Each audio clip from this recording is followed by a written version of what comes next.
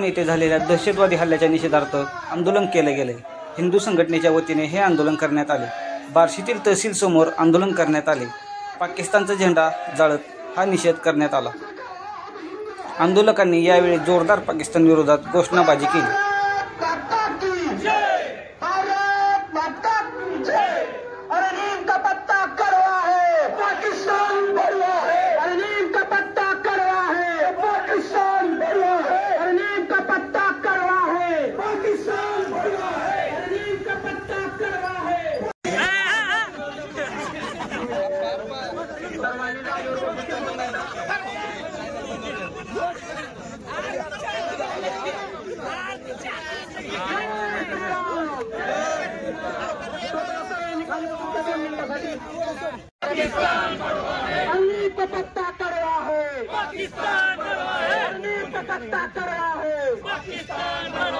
पाकिस्तान मुर्दाबाद, पाकिस्तान मुर्दाबाद।